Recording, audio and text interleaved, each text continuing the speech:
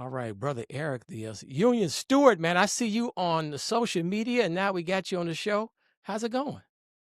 Oh, I'm honored to be with you, brother Mark. Thank Oh, you. no, you the Union Steward, so I got to ask you: are unions still necessary? And what is this now? 2026? Well, let's qualify a union, what a real union is versus a fake business union. All right. If you're talking about an organization where the members elect a boss to get paid more than them and to meet in secret with their employer and make secret deals, nah, we don't need unions. That's a union we don't need. And we got too many of those, way too many of those. If you're talking about an organization of workers that is democratically controlled by the membership and the elected leadership are equals with the membership, not just in service to the membership, but subordinate to the democratic will of the membership, yeah, that's the kind of union we need. Because right now, throughout this country, we've got unions, but they are making secret deals, secret agreements, no strike clauses. Right here in Chicago, I'm an elected union official, but we have presidents in my union, the Amalgamated Transit Union, that made a secret deal with the Chicago Transit Authority to waive our rights, our human rights for paid sick leave that are codified in Illinois state law, Cook County law, and City of Chicago municipal code.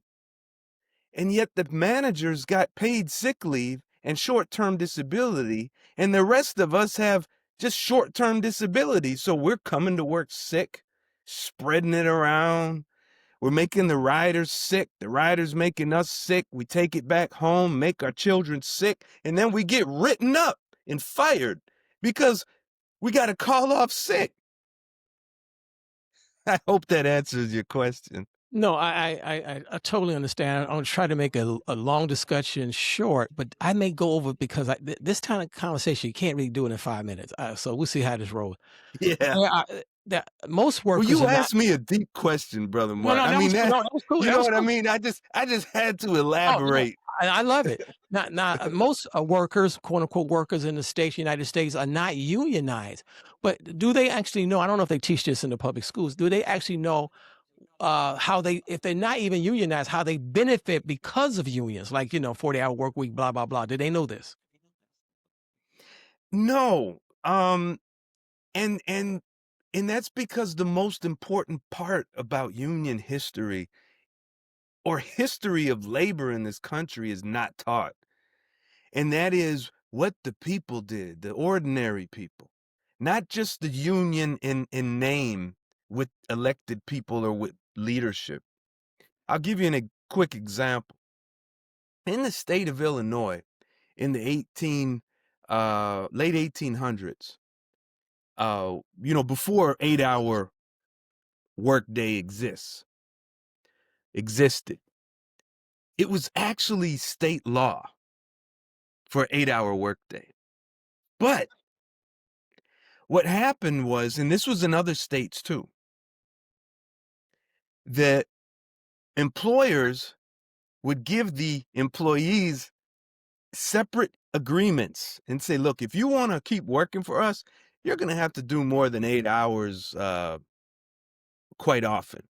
And they'll be, oh, okay, I'm just happy to have a job. And they sign it. So what happened was the ordinary people stood up and said, no, we want paid sick leave. And then you had the Haymarket affair, and people were organizing and galvanizing. And then, you had the Haymarket martyrs, right? People who weren't even at the event when it exploded as the police threw bombs into the crowd after they were done with the rally. And then here we are, just like it appeared out of nowhere. We got an 8-hour workday and unions, this union, but it was always the ordinary people like you and like me that stood up and organized, yes, under the name of different organizations.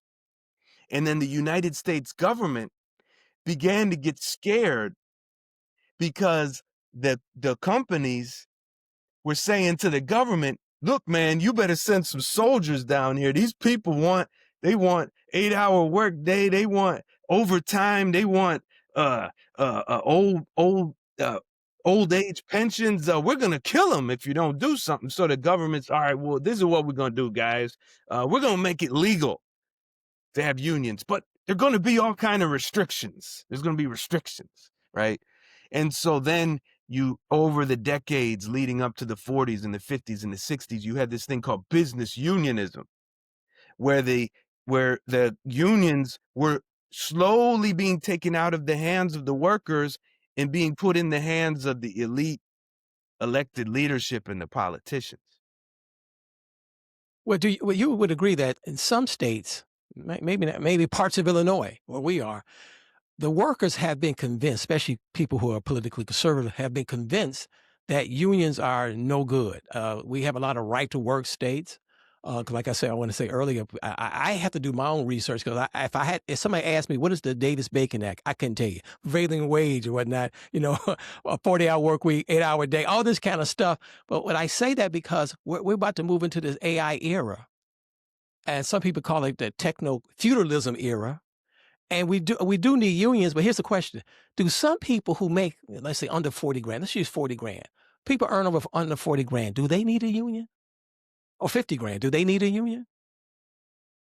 Oh, yes. Yes, absolutely. And why? Uh, We got protections from the government. Why do we have to pay union dues and have a union?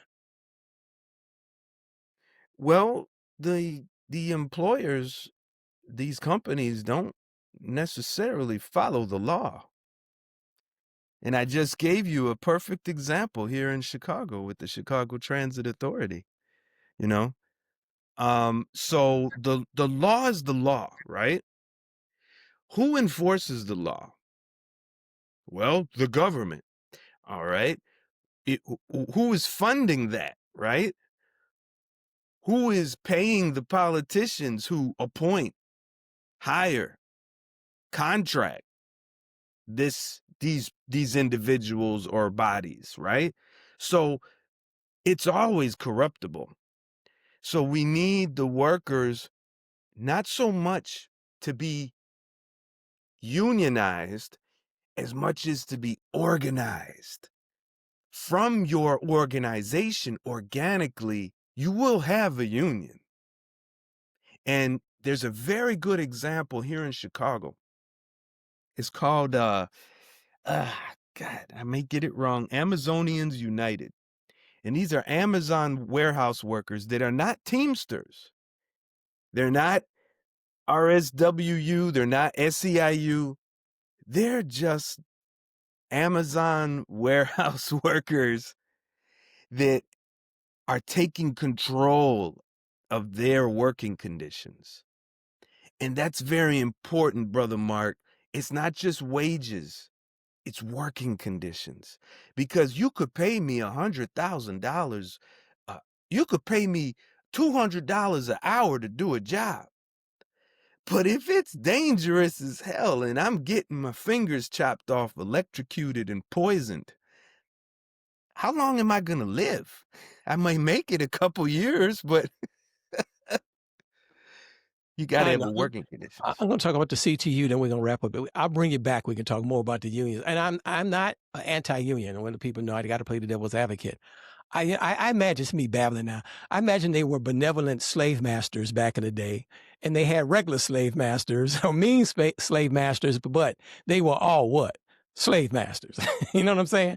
So that's like some jobs going to treat you kind of okay, and some jobs and some employees. I mean, the management going to be very abusive. We understand that. Even if you're not a worker, you got abusive management, and people live it.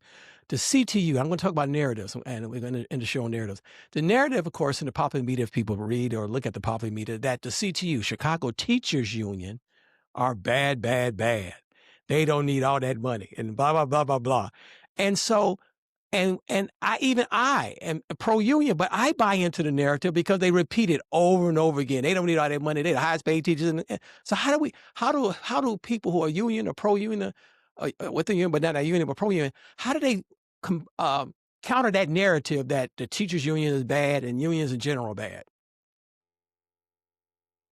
Well, I guess it's important whenever you are engaging with someone to question them.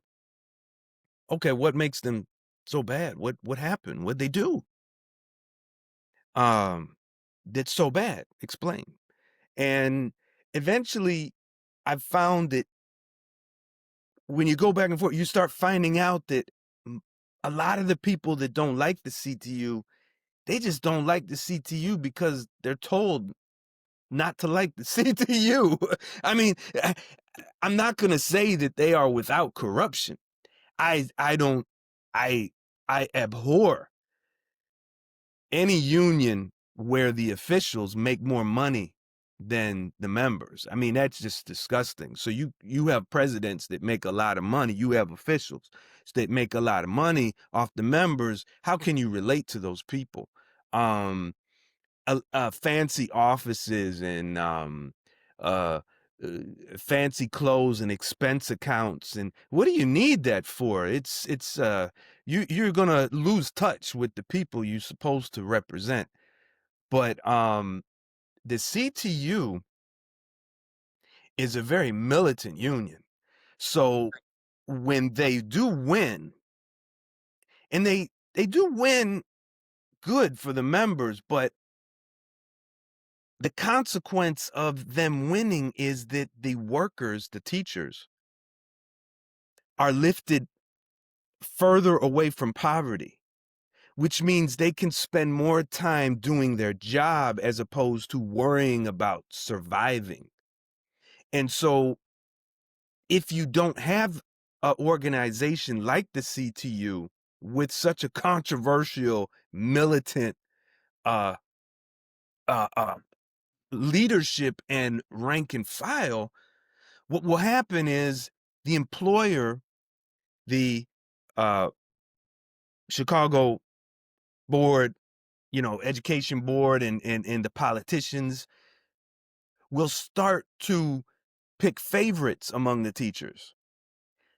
So the teachers that do favors for the administration in charge and the bosses will get better treatment, or because they're in a certain fraternity or secret society. Oh, he's a Mason. She's an Eastern Star. She's a Muslim. She's a Christian. She's a Jew. She's straight. She's lesbian, gay, right? Then you start having all this, all of a sudden, there's no equality.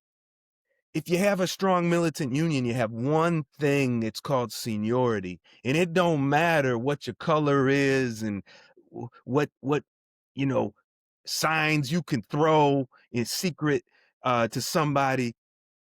You're going to be able to get a better schedule, better choice of work locations because you've put in a lot of time. Well, And so that, go ahead. go Go ahead. ahead. Yeah, sorry. No. I say that because I'm going to end the show because I got to bring you back to talk about. I want to have you bring you back to talk about the safety on the CTA. That's another podcast. Yeah. But when I think CTA workers and unionized CTA workers, I don't have a problem. SEIU, I'm okay on SEIU.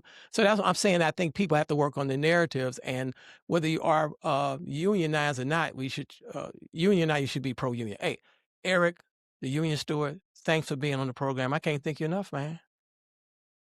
Thank you. I really appreciate you having me, brother. Let's do it again. Of course. And thank you for watching. Like and subscribe, and we'll be back very soon.